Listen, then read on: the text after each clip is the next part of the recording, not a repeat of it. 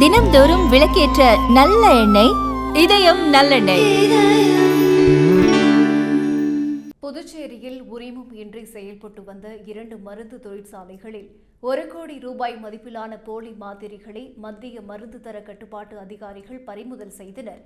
உத்தரப்பிரதேசம் ஆக்ராவில் போலி மருந்துகள் விற்பனை குறித்த புகாரின் பேரில் கடந்த வாரம் சோதனை நடத்தப்பட்ட போது ஹிமான்சி அகர்வால் என்ற நபர் கைது செய்யப்பட்டார்.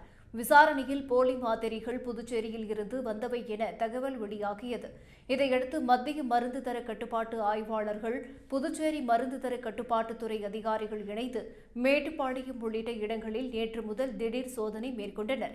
அப்போது கேப்சூல் கோல்டன் மற்றும் அம்பால் கோல்டன் கேப்சூல் எனும் 2 தொழிற்சாலைகளில் உரிமம் இன்றி போலியான மாத்திரைகள் பதுக்கி வைக்கப்பட்டிருப்பது கண்டுபிடிக்கப்பட்டது. சுமார் 6 கிலோ எடையுள்ள மாத்திரைகள் மற்றும் பேக்கிங் செய்ய பயன்படுத்தப்பட்ட அலுமினிய ஃபாயில் கவர்களும் பறிமுதல் செய்யப்பட்டன. இதன் மதிப்பு சுமார் 1 கோடி என அதிகாரிகள் தெரிவித்தனர். விசாரணையில் இம்மாத்திரைகள் சென்னையைச் சேர்ந்த நிபுலே பார்மசூட்டிகல்ஸ் மற்றும் விழுப்புரம் மாவட்டத்தைச் சேர்ந்த ஃபேபுலஸ் லைஃப் சயின்ஸ் நிறுவனங்களால் தயாரிக்கப்பட்டவை என்றும் அவற்றின் உரிமம் 2017ஆம் ஆண்டிலேயே முடிந்துவிட்டது என்றும் தெரியவந்தது. 2 நிறுவனங்களின் உரிமையாளரான திருச்சியைச் சேர்ந்த மகாபாரதி மீது தொடர்ந்து விசாரணை நடைபெற்று வருகிறது. பின்னர் பறிமுதல் செய்யப்பட்ட மாத்திரைகள் நீதிமன்றத்தில் ஒப்படைக்கப்பட்டன. இதைத் தொடர்ந்து நீதிமன்ற அனுமதியுடன் 2 தொழிற்சாலைகளும் அதிகாரிகளால் பூட்டி சீல் வைக்கப்பட்டது.